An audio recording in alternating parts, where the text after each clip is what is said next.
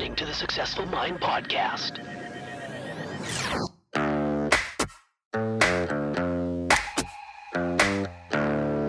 Successful people learn how to make their minds work for them. I'm David Nagel, and this is the Successful Mind Podcast.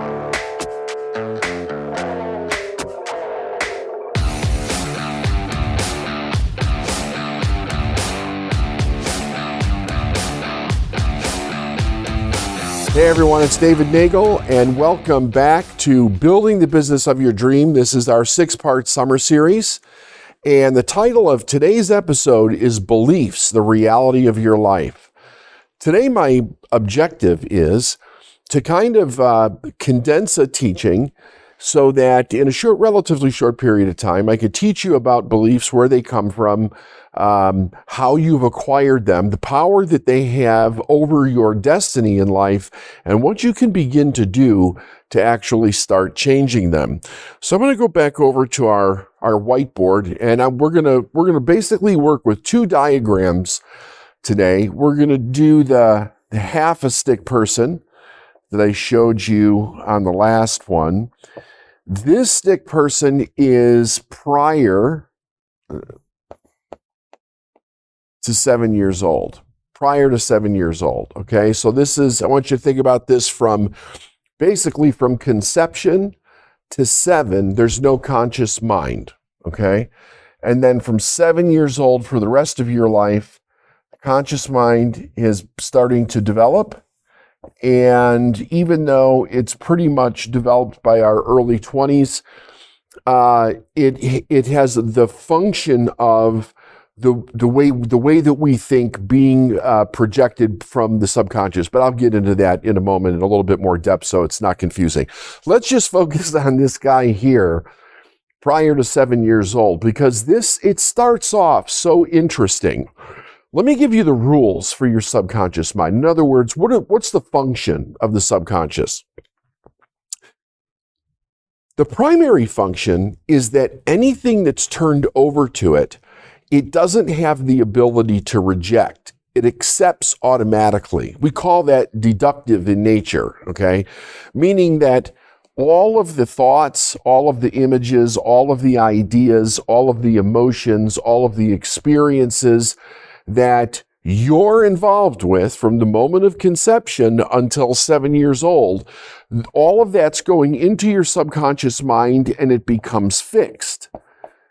Now, I think this part gets more and more fascinating the more a person studies it. And I've been fascinated with this since about 1993, a long time. I've been studying it a long time.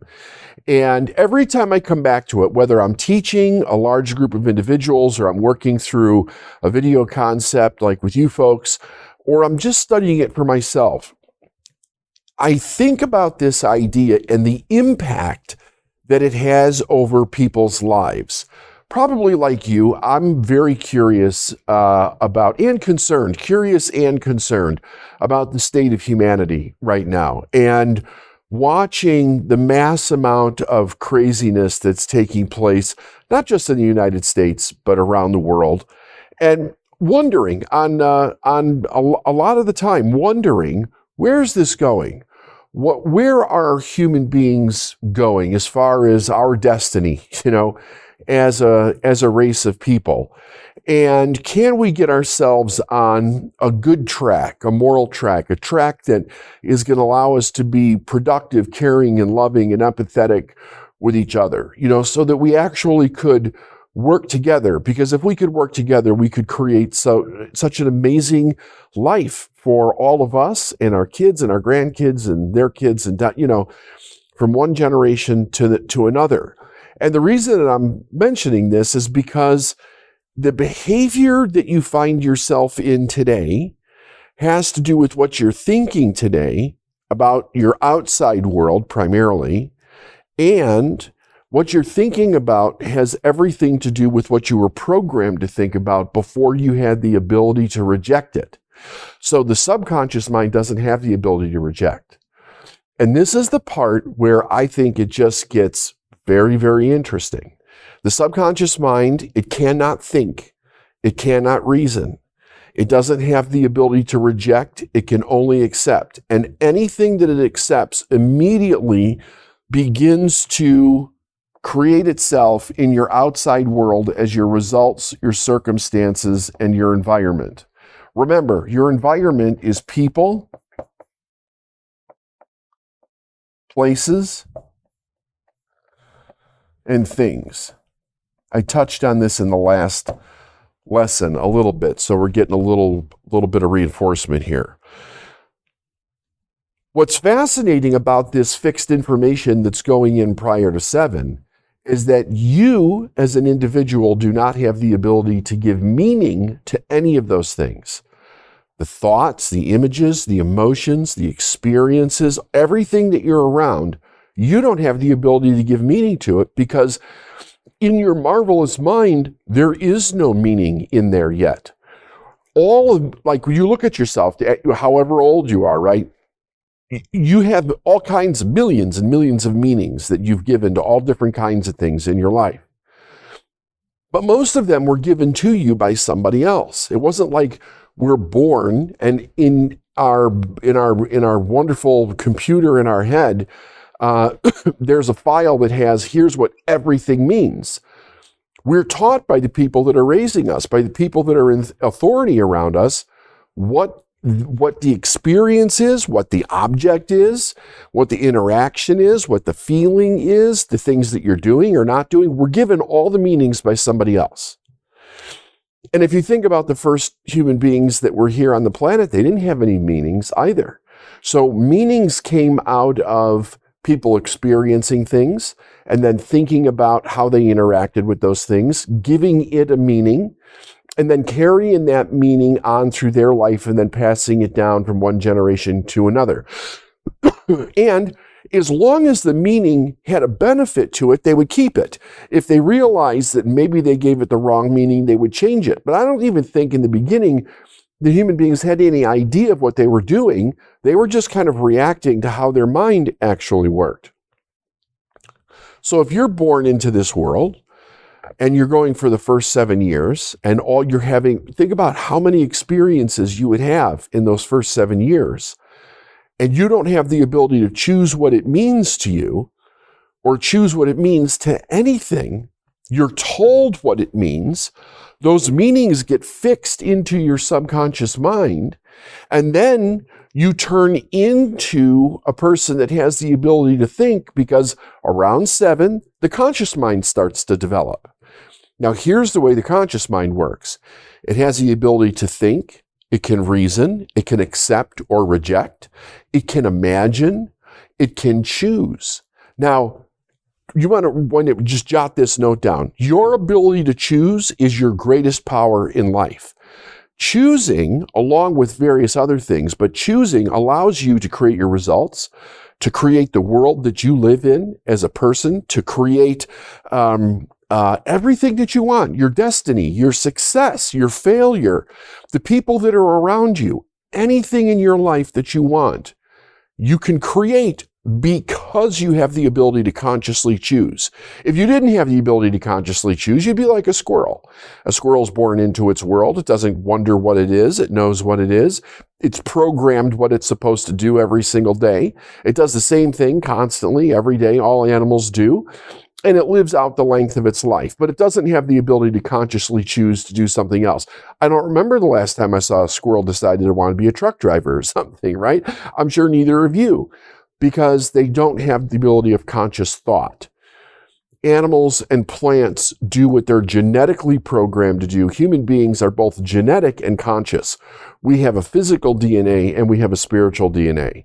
We have a DNA that allows us to have a purpose in life beyond our own physical survival, and it allows us to be able to build into the world of beings. It allows us to build into our life, to create a life that we want. And like I talked about on the last episode, one of the main things that has to happen in order for that to be a reality for us to create our own world is that we have to be willing to accept responsibility. If we can accept responsibility, we're acknowledging the power that's in us. But if you're raised with the idea of people telling you that you're a victim, that's the meaning that they're giving you over your own power, then you believe everybody else and everything else has that power. And it doesn't matter whether you understand those words or you hear it explained by somebody else. You literally believe whatever's installed in your mind about you. And you didn't create the thought. You didn't create the meaning.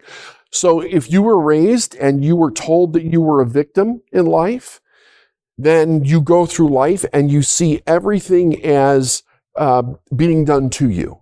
You don't have the ability to change it, right? Most people that are going through life as victims, they're choosing between things that they don't like, that they don't want. They don't understand that they have the ability to literally create it completely different. We get over here to this part where we have the conscious mind and the subconscious mind developed. This is where it gets even a little bit more interesting. So let's look at how this actually works. First of all, we have 5 senses. We see, hear, smell, taste, and touch. Now let's understand something about the 5 senses. The 5 senses work for us to be able to perceive our outside world. That's what they're for. See, hear, smell, taste, touch. It allows us to perceive our outside world. In other words, it's taking a vast amount of information, it's filtering it in through those senses. That goes into our conscious mind here, and based on the meaning that they gave you when you were growing up, is what it is that you determine is being filtered in through the senses in your conscious mind. So like, let's say you touched something when you were 5 years old and it was hot and you burned your hand. That would be intense pain. And your parents would say, that's hot, don't touch that. That's hot, don't touch that. So you develop the meaning that pain and the thing that you touched means it's hot. And if it's hot, not to touch it. So now you never have to think about that again. It's already installed in your marvelous mind. You know not to stick your hand in a flame. You know that if it does, it's going to hurt. You know that the flame equals hot. And on and on and on these ideas go. So as we see with our eyes, right? We're observing with our senses. Let's just work with results for a moment. You can see the results that you have. We all have the ability to see the results that we have. That information is fed in through the senses, and it forms an image in your conscious mind. Now, the conscious mind has the ability to think and reason about this.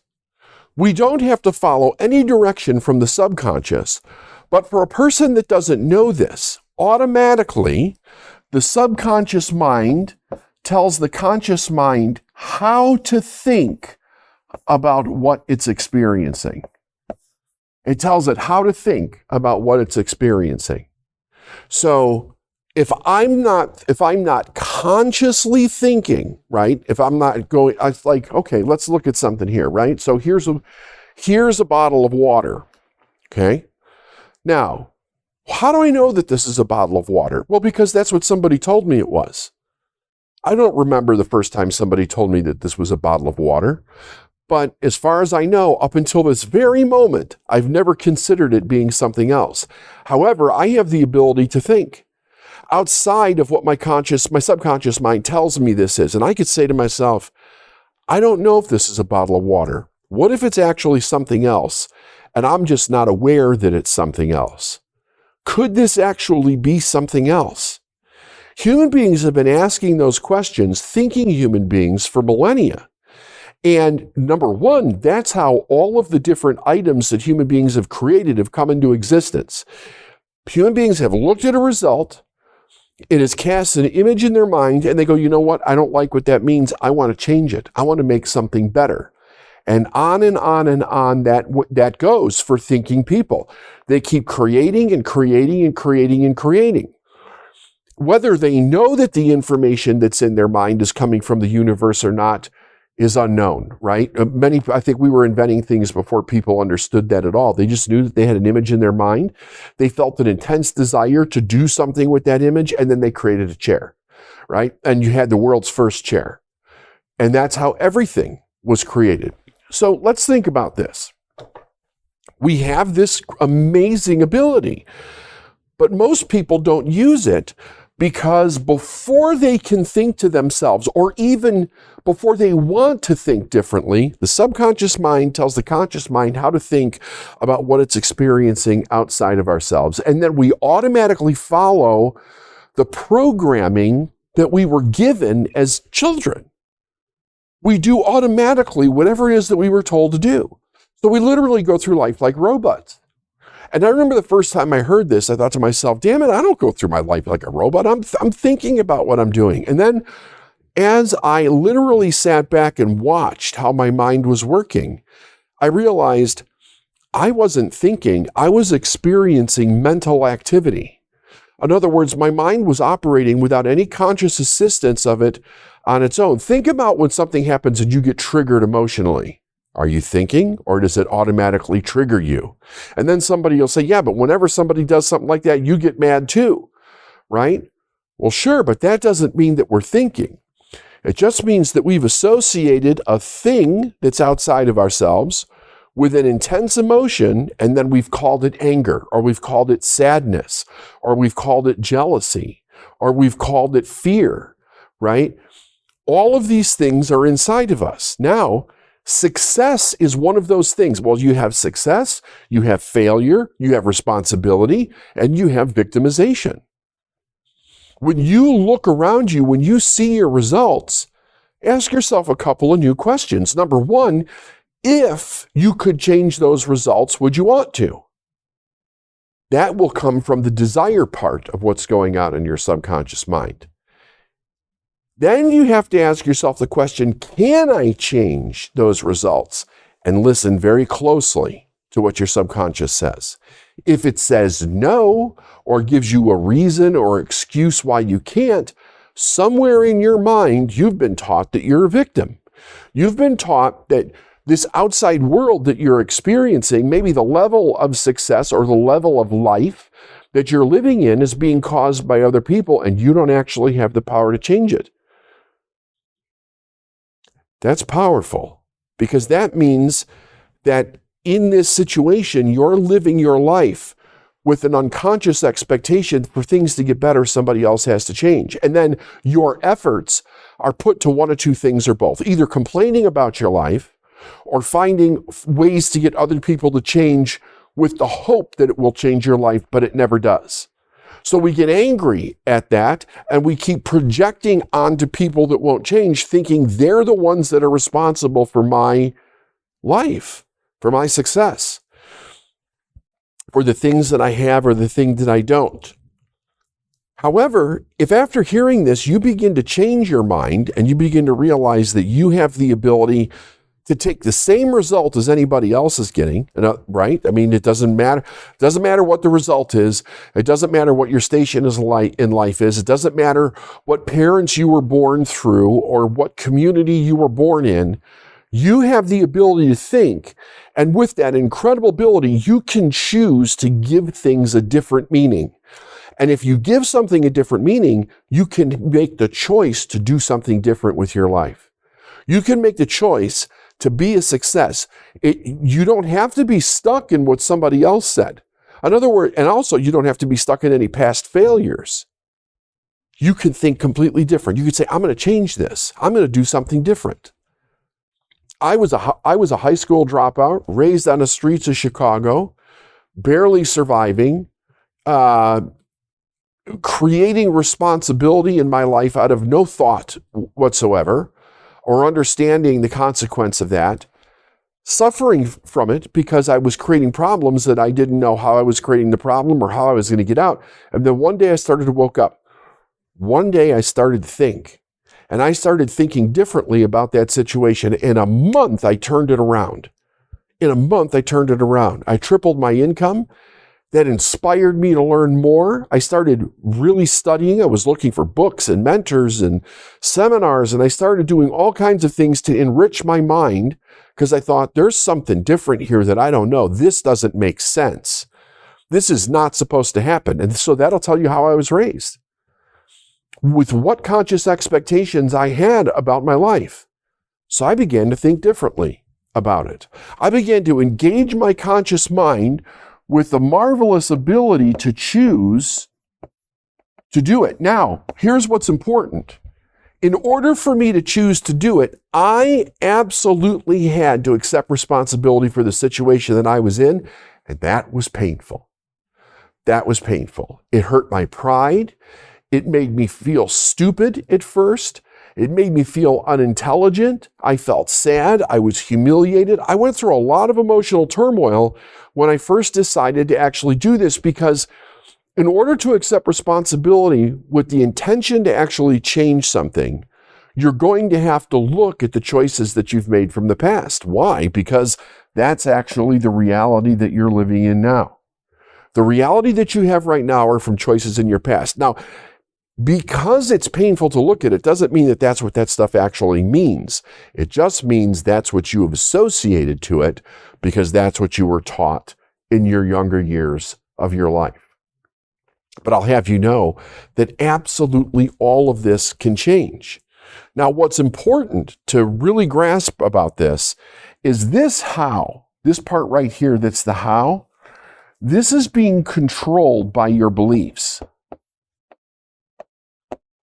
By your beliefs. Beliefs are built as we have experiences. We're told what to think about those experiences. We then attach those meanings to more experiences, and then we get to the place where we know. In other words, you don't doubt whether or not the thing was a bottle of water, or that this is a pen, or this is a electric board, or you're looking at me through a screen. You don't doubt any of that stuff because you've had the experiences over and over and over and over again. That's dangerous because beliefs manifest themselves constantly without any attention of your own and without any conscious choice of your own, and it will keep manifesting your life exactly the way it is until you choose to change them. So really looking in and asking ourselves, what is it that I actually believe about my life? What do I believe about my circumstances? What do I believe about the situation that I'm in? What are my beliefs? If I don't understand what those are, if I don't start looking at them, I don't know what to change. So I'm going to give you something very basic and relatively simple so that you can actually do this in a way where, let me just back up 1 second here and see if I can grab a blank slide. Okay. The assignment is for you to look at your beliefs, okay? But here's what I want you to remember. We're gonna do something called kind of reverse engineering. I want you to look at your results, I want you to look at your circumstances, and I want you to look at your environment, okay? And you should do this and actually take notes when you do this, and take as much time as you need to do it. Your results, your circumstances, and your environment are the composite of your belief system. They're the composite of your belief system. So if we want to change this, if we want to change the results, the circumstances, and environment, we have to be willing to change the beliefs that are actually causing them. That's what we have to do. So write down what your results, your circumstances, and your environment are. Ask yourself the question, if you could, just like I said last time, if you could win, right?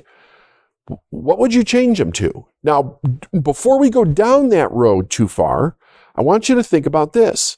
What beliefs do you have that must be creating the results, the circumstances, and environment that you have?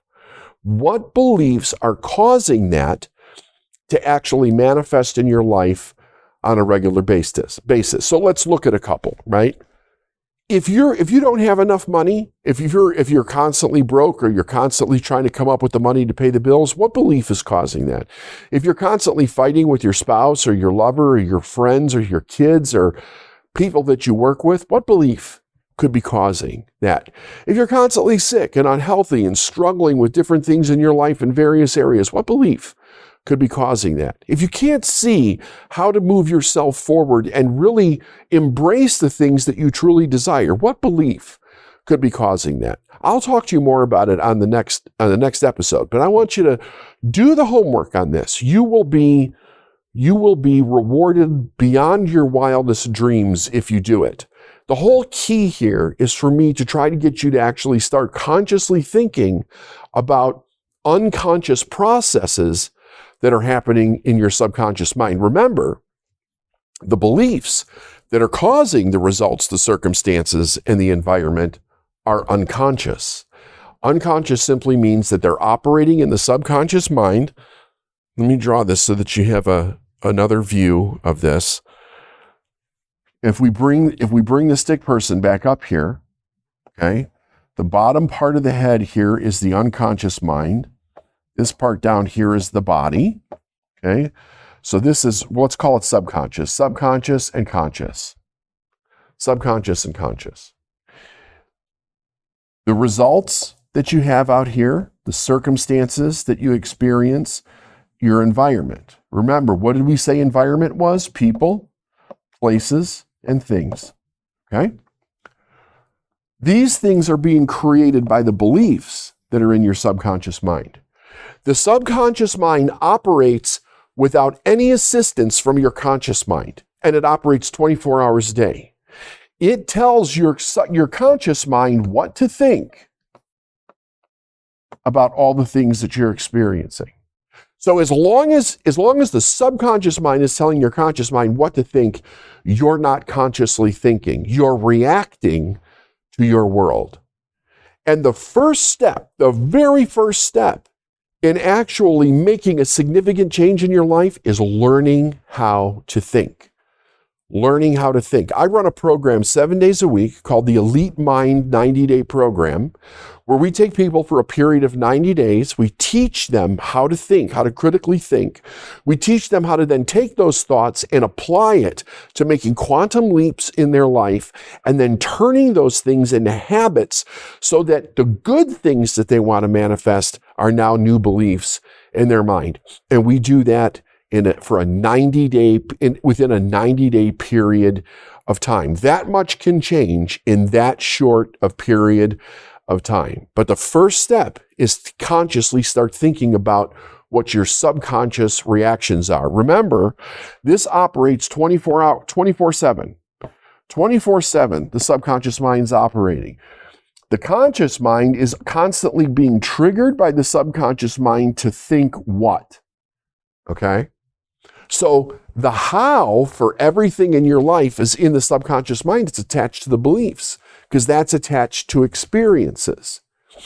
The what is in your conscious mind, right? So now you have to ask a different question. Why? And what if? In other words, why am I experiencing what I'm experiencing? And what if I could change it to anything that I absolutely wanted? What are the beliefs that are causing you to live the life that you live? And remember, if you change them, you have to change them consciously. But if and when you change them, you can design your life any way that you want. You can learn the skill of making money as much as you want, as frequently as you want. You can surround yourself with amazing people. You can have fantastic experiences. You can give back to society. You can be part of society that's actually moving forward and creating amazing things in life. And you will literally be an influence on everybody that is around you for doing good things because you decided to let that spark of desire inside of yourself really ignite the idea of you wanting to move forward in your life. We'll see you on the next episode of Building the Business of Your Dreams.